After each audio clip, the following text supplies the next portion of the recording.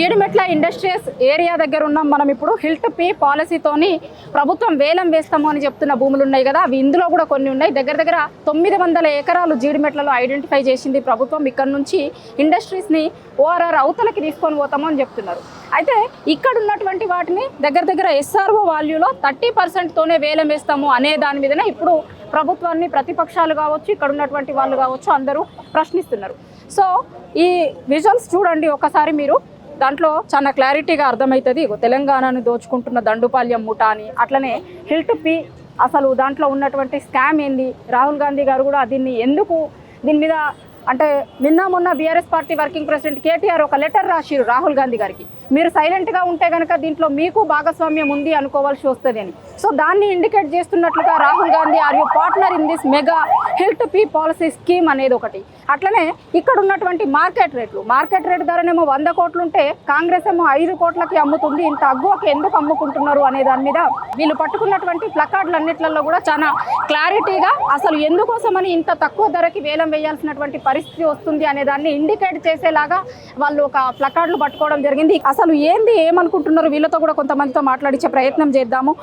ఏంది ఇక్కడ ఉన్నటువంటి భూములు అంటే రేట్లు ఎక్కువ ఉన్నాయా, తక్కువకి వేస్తుంది అనుకుంటున్నారా? మీరు ఏం చెప్పదలుచుకున్నారు ప్రభుత్వానికి? ఇవి రేట్లు ఎక్కువ ఉన్నాయండి, ప్రభుత్వం కూడా రేట్లు తగ్గిస్తుంది. అయినా కానీ ఇంకొక విషయం ఏంటంటే ఎంతో వేరే అదే పల్లె ప్రాంతాల నుంచి ఇక్కడికి వచ్చి బతుకుదెరువు కోసం వచ్చిన కార్మికుల పొట్టగొట్టాలని చూస్తుంది. ఈ కంపెనీలు కాలుష్యం లేవు, పొల్యూషన్ అలాంటి ఏమి లేకుండా కూడా రన్నింగ్ చేస్తున్నారు. కానీ ఏంటంటే ప్రభుత్వం వచ్చేసి ఇక్కడ నుంచి ఔటర్ రింగ్ రోడ్డు పంపించి మా యొక్క పొట్టగొట్టి కార్మికుల యొక్క జీవితాలను నాశనం చేయాలని చూస్తున్నారండి. అదే కార్మికులు ఇక్కడ పనిచేస్తారా? అవునండి, కార్మికులు ఇక్కడున్న ఇండస్ట్రీలో పనిచేస్తున్న వాళ్ళేనా అండి? మరి ఇప్పుడు ఇవన్నీ ఓఆర్ఆర్ అవతలకి పోయింది అనుకోండి, మీరు ఎట్లా పోయి అక్కడికి పోయి పనిచేయాలి? చచ్చిపోవాలి, ఇంకా ఏం లేదు కదా. మన పిల్లలు అన్న సంవత్సరం మన కష్టం అయిపోతుంది మేడం. ఆ గురించి ఎక్కడ ఇండస్ట్రీ ఉండాలి, బయట ఒరిస్సా నుంచి బీహార్ నుంచి ఎక్కడ వచ్చి బతుకుంటాం మేము. ఇక్కడ 30 సంవత్సరాల నుంచి బతుకుంటాం ఇక్కడ. మీరు ఎప్పుడు మధ్యలో ఇప్పుడు బాండ్ చేసేస్తే మేము మధ్యలో అయిపోతాం కదా. ఎప్పుడు మన తిన్న దొరకలేదు, పిల్లలు ఏం చేస్తాం, మేము ఏం చేస్తాం. మన ఉద్యోగం ఉంటే 2 రూపాయలు వస్తాయి, మేము బతుకుంటాం, పిల్లలు చదువుకుంటాం. ఈ కాంగ్రెస్ గవర్నమెంట్ వచ్చి ఇప్పుడు హైలైట్ పెట్టి అప్పుడు బోట్ వేయండి అన్ని మీకు అన్ని కేసీఆర్ సారించి ఇంకా మంచిగా పెడతాము. ఇప్పుడు మంచిగా పైకి లేపి మొదటి కింద ఇస్తున్నాడు. ఇప్పుడు ఆ టైప్లో అవుతుంది మేడం. మీకు ఉన్న ఆబ్జెక్షన్ ఏంటి అంటే ఇండస్ట్రీ కూడా ఉండాలి, మేము పని చేయాలి. ఇండస్ట్రీ ఇక్కడ తీయవద్దు, అదే మతం. అంటే కార్మికుల చట్టాలన్నీ కాలరాస్తున్నారు మేడం. కార్మికుల చట్టాలు అనేవి ఇప్పుడు ఈ కాంగ్రెస్ ప్రభుత్వం వచ్చిన తర్వాత మాకు ఉన్న చట్టాలన్నీ గవర్నమెంట్ ఏమి పట్టించుకోవట్లేదు. మాకు హింసిస్తున్నారు. 8 అవర్స్లో వర్క్ చేసేది, 12 అవర్స్ వర్క్ చేసేది కూడా 8 అవర్స్ కంటే లోపే చేయించుకొని ఇంకా మమ్మల్ని లోపల శాలరీ ఇవ్వడం కానీ అలాంటివన్నీ పీడించి వాళ్ళు నియంత్రణ చాలా ఎక్కువ చేస్తున్నారు. అంతకుముందు టీఆర్ఎస్ ప్రభుత్వంలో మాకు అన్ని ఫ్రీడమ్ ఉన్నాయి, మేము వర్క్ చేసుకున్నాం, మాకు కొంచెం శాలరీలు పెంచిర్రు. ఇప్పుడు శాలరీలు పెంచట్లేదు. మీరు ఎవరు చెప్పుకుంటారో చెప్పుకోండి, మీరు చాదనైంది చేసుకోండి అని మేనేజ్మెంట్ కానీ మేము మేనేజ్మెంట్ ఇలా మాట్లాడుతుందని చెప్పి మా చట్టాలను ఉపయోగించి మేము గవర్నమెంట్ దగ్గరికి వెళ్ళి టీసీఎల్ కానీ జేసీఎల్ కానీ అక్కడికి వెళ్తే ఆ కమిషనర్లు కూడా లంచాలు తిని మాకేమి పట్టించుకోవట్లేదు, మేనేజ్మెంట్కే తొత్తు కాస్తున్నారు. మేము మా బాధలు ఎవరికి చెప్పుకోవాలనేది కూడా మాకు అర్థం అవ్వక మేము ఈ ప్లకార్డులు వినియోగిస్తున్నాం. మాకు అనేది స్వతంత్రం ఉండాలి, మాకు టీఆర్ఎస్ ప్రభుత్వం వస్తే మాకు అన్నీ జరుగుతాయని మాకు నమ్మకం ఉంది. గతంలో కూడా టీఆర్ఎస్ ప్రభుత్వం మాకు మంచి అగ్రిమెంట్లు అయినాయి.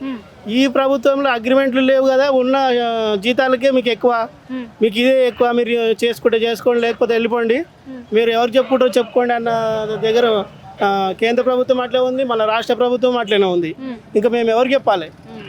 ఎవరికి చెప్పలేక మేము రోడ్ ఎక్కుతున్నాం. ఇప్పుడు ఉన్నాయి కూడా ఇప్పుడు ఇక్కడ నుంచి ఇండస్ట్రియల్ బయటికి పంపిస్తున్నాం అంటారు. అక్కడ సౌకర్యాలు లేవు, ఇండ్లు పిల్లలకు చదువులు అవి ఇవి అంటే చాలా ఇబ్బందికరంగా ఉంటుంది. ఎక్కడి నుంచో దూరం నుంచి వచ్చి పిల్లల గురించి మనం ఇక్కడ వచ్చి బతుకుతున్నాము. ఇన్ని సంవత్సరాల నుంచి చేసినాము, డెవలప్ అయింది.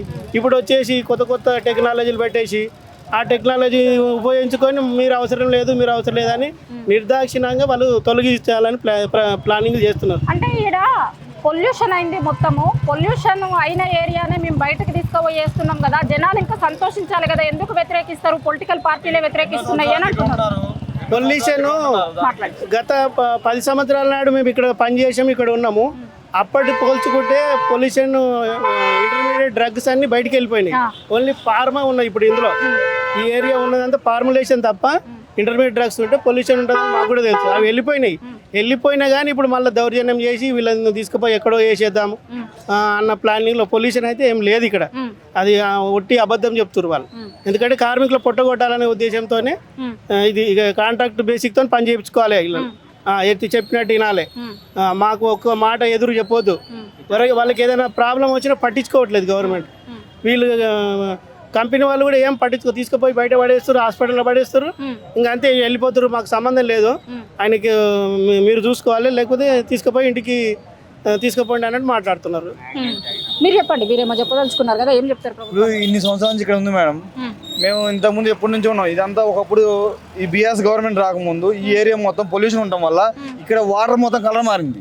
ఇప్పుడు బీఆర్ఎస్ గవర్నమెంట్ వచ్చిన తర్వాత ఇక్కడ వాటర్ మొత్తం క్లియర్ అయిపోయింది. పొల్యూషన్ కంట్రోల్ బోర్డులు కూడా చాలా పకడ్బందీగా పనిచేసి పొల్యూషన్ మొత్తం తగ్గించేసాయి. సో దీని వల్ల ఇప్పుడు ఇక్కడ వాటర్ కూడా క్లియర్ అయిపోయింది. ఇక్కడే హనుమాన్ టెంపుల్ ఉండేది. ఈ హనుమాన్ టెంపుల్ ఒకప్పుడు బోర్ వేస్తే వాటర్ ఎర్రగా వచ్చేది, కానీ ఇప్పుడు ఆ పరిస్థితి లేదు, మారింది. ఈ ఇండస్ట్రీస్ రావడం వల్ల ఈ ఏరియా మొత్తం డెవలప్ అయింది. ఈ ఇండస్ట్రీస్ లేకపోతే ఇక్కడ డెవలప్మెంటే ఉండదు. ఇంతమంది ఎక్కడి నుంచి వచ్చేవాళ్ళు వివిధ స్టేట్ల నుంచి, మొత్తం ఒరిస్సా, పశ్చిమ బెంగాల్, అక్కడి నుంచి అన్ని స్టేట్ల నుంచి ఉంటున్నారంటే దీనికి కారణం ఇండస్ట్రీస్. ఈ ఇండస్ట్రీస్ తీసేస్తే ఇక్కడ ఉన్న వాళ్ళు ఇక ఎంప్లాయీస్ ఉన్నారు. ఈ ఎంప్లాయీస్ మళ్ళీ అక్కడికి పోవాలి కదా. మేమందరం ఎట్లా పోవాలి? ఇక్కడ స్కూళ్ళు కానీ పిల్లలు కానీ మేమందరం ఇక్కడ నుంచి ఎందుకు ఉంటున్నాం? ఇక్కడ ఇండస్ట్రీస్ ఉన్నాయనే ఉంటున్నాం. ఇండస్ట్రీ చేస్తే మా బతుకు ఎట్లా మరి? ఇప్పుడు మేము అక్కడ కొత్తగా ఉండాలి. మళ్ళీ అందరూ ఇక్కడ పిల్లలు మేము చదివించుకోవాలని చెప్పేసి ఇక్కడ ఉండాలని చెప్పేసి ఉంటే ఇక్కడ మీ రియల్ ఎస్టేట్ కోసము, మీ రియల్ ఎస్టేట్ వ్యాపారం కోసం మమ్మల్ని ఇక్కడ వేరే చోటికి పంపంటున్నారు. మేము పోవాలి కదా. ఇప్పుడు ఇండస్ట్రీ మొత్తం చేస్తే మేము వేరే చోటికి పోవాలి. మళ్ళీ పొట్టదీపుల కోసం ఎక్కడికో బతుకు జీవనానికి పోవాలి. మేము అది అన్నీ ఉండాలంటే ఇక్కడ మేము ఉండాలి అనుకుంటే ఇక్కడ ఇండస్ట్రీస్ ఉండాలి. ఇండస్ట్రీ లేనప్పుడు మేము ఇక్కడ ఎవరు ఉంటారు చెప్పండి? మీ వ్యాపారం ఉంటుంది అంతే. ఇక్కడ ఎంప్లాయీస్ ఎవరు ఉండరు. మా పొట్ట కొట్టేసి మేము ఎక్కడికి పంపిస్తామంటే మేము ఎట్లా బతకాలి? ఇక్కడ అంటే మీ పిల్లలకి స్కూళ్ళు అవి ఇవి అన్ని కూడా కష్టమవుతుంది. ఈ రోడ్డు చాలా ప్రాబ్లం ఉంది మేడం. ఇప్పుడు మేము ఇక్కడికి వచ్చింది ఇండస్ట్రీస్ ఉన్నాయని చెప్పేసి. ఇండస్ట్రీస్ అన్ని పోయిన తర్వాత మేము ఇక్కడ ఉండి ఏం ఉపయోగం? మేము ఇప్పుడు ఏదో వచ్చిన గుడిసో ఏదో వేసుకుని ఇప్పుడు ఉన్నాం. మళ్ళీ ఇక్కడ ఇల్లు పెట్టుకొని పిల్లలు పెట్టుకొని ఎక్కడికో పోవాలంటే ఎట్లా పోతారు? ఎన్నేళ్ళు అవుతుంది మీరు వచ్చి? నేను ఇక్కడికి వచ్చేసి 20 సంవత్సరాలు అవుతుంది స్వామి. పొల్యూషన్ ఉందా ఇప్పుడు ఇక్కడ? ఒకప్పుడు ఉంది, ఇప్పుడు లేదు. ఇక్కడ అంతా పొల్యూషన్ తగ్గిపోయింది. వాటర్ కూడా ఇక్కడ షాపు చింతల ఏరియాలు మొత్తం వాటర్ కూడా చాలా మంచిగా ఉంది. ఇప్పుడు ఒకప్పుడు ఎర్రగా వచ్చే వాటర్ ఇప్పుడు లేదు. మీ వెనకాల ఇప్పుడు అక్కడ ఉన్న జనాలు ఎవరు వ్యతిరేకిస్తలేరు, కొంతమంది పొలిటీషియన్లు మాత్రమే రెచ్చగొడుతున్నారు. మేము పొలిటీషియన్ కాదు కదా, నేను ఎంప్లాయీని. నేను ఒక ప్రైవేట్ కంపెనీలో చేసే ఉద్యోగిని. ఈ ఉద్యోగం ప్రైవేట్ కంపెనీ పోతే నేను ఎట్లా పోవాలి? ఎట్లా బతకాలి ఇక్కడ? మళ్ళీ నేను అక్కడ మా ఫ్యామిలీ మొత్తం తీసుకుని అక్కడ పోవాలి. ఇక్కడ ఇల్లు ఉంటుంది, నేను అక్కడ ఉంటాను. ఎట్లా బతకాలి? మేము కిరాయిలు కట్టుకోవాలి. అది ఎక్కడ పడతారో తెలియదు. ఇక్కడ రియల్ ఎస్టేట్ వ్యాపారం ఉందని చెప్పేసి ఇక్కడ రియల్ ఎస్టేట్ వ్యాపారం కోసం మమ్మల్ని అక్కడ పంపిస్తారా? మాకు ఇండస్ట్రీ ఇక్కడే ఉండాలి, మేము ఇక్కడే ఉండాలి. మేము ఇక్కడ 20 సంవత్సరాల నుంచి ఇక్కడ ఉంటున్నాం. 20 సంవత్సరాలు ఉన్నప్పుడు మరి ఇక్కడే ఉండాలి కదా. మళ్ళీ 20 సంవత్సరాల తర్వాత వచ్చి మళ్ళీ ఎక్కడికి పోమంటే మళ్ళీ ఆ తర్వాత ఎవరు వచ్చి అక్కడ డెవలప్ అయింది మళ్ళీ రియల్ ఎస్టేట్ వ్యాపారం కోసం ఎక్కడికి పోమంటే మళ్ళీ అక్కడికి పోవాలి కదా. ఇక్కడ ఉన్న ఇండస్ట్రీని ఆసియా ఖండంలో అతిపెద్ద ఇండస్ట్రీ. దీనికి ఒక జీడిమెట్ల ఇండస్ట్రీకి ఆసియా పెద్ద ఇండస్ట్రీ ఇది. దీనికి గుర్తింపు ఉంది. ఇలాగే ఉండాలి, మేము ఇలాగే ఉండాలని కోరుకుంటున్నాం. చెప్పండి, మీరేమో చెప్తున్నారు. ఈ ఫ్లైఓవర్ మాకు ఇబ్బంది అవుతుంది మేడం. ఈ ఫ్లైఓవర్ ఇప్పుడు కేటీఆర్ వాళ్ళు కేసీఆర్ ప్రభుత్వం ఉంటే ఈ పాటికి ఫ్లైఓవర్ అక్కడ దాకా గండిమేసం దాకా పోయేది. ఈ స్టడీ కానీ వచ్చే పిల్లలు అంతా సిటీలో పోయి చదువుతారు. ఎక్కడ చూసినా పోదామంటే ఫుల్ ట్రాఫిక్, చాలా చిన్న రోడ్ అయిపోయింది ఇది. ఆ డెవలప్ చేస్తామంటే ఇంతవరకు దాన్ని ఏం పట్టించుకోవట్లేదు. ఒక్క రోడ్డు కూడా చేసిన పాపన పోలే ఈ ప్రభుత్వం వచ్చేసి. ఓన్లీ కార్మికుల పొట్టగొట్టాలి, ఏదో వాళ్ళ పబ్బం గడుపుకుంటారు తప్ప మాకు ఇమీడియట్లీగా ఈ రోడ్ అయితే ఇక్కడ నుంచి బాలానగర్ నుంచి గండిమైసం వరకు ఫ్లైఓవర్ కావాలి మాకు. ఎందుకంటే బయటికి వెళ్ళినా కూడా రేపోతే డెవలప్ అయ్యే వరకు మా పిల్లలు కూడా ముసలి అయిపోతారు. అక్కడ వెళ్ళి ఇక్కడ 20 సంవత్సరాలు 30 సంవత్సరాలు ఈ డెవలప్ అయ్యి అప్పుడే కాలేదు కదా. ఇప్పుడు డెవలప్ అయిన దాన్ని తీసుకుపోయి బయట పెడతారు. బయట పెడితే అక్కడ డెవలప్ కావాలంటే రోడ్లు వేయాలి, అవన్నీ కన్స్ట్రక్షన్ చేసే వరకు మేము అయిపోతాం, మా పిల్లలు కూడా భవిష్యత్తు ఖరాబ్ అయిపోతుంది. అందుకని మేము ఇక్కడ సెటిల్ అయిపోయినాం, ఆల్రెడీ ఇక్కడే ఉండాలి. ఈ ఉన్నదాన్ని డెవలప్ చేసి మాకు ఫ్లైఓవర్ కావాలని మేము కోరుకుంటున్నాం. మీరు చెప్పుర్రి, ఇప్పుడు సిటీ అవతలకి పోతే కనుక మీకు వస్తున్నటువంటి ఇబ్బంది ఏంది? పొల్యూషన్ లేని ఏరియాలకు మేము పంపిస్తున్నాం కదా అని అంటున్నారు కదా. సౌకర్యాలు ఉన్నాయి మేడం. అక్కడికి అవుట్ సైడ్ పోయిన తర్వాత మాకు అక్కడికి వెళ్ళడానికి ఎక్కువ కాస్ట్ అయిపోతుంది.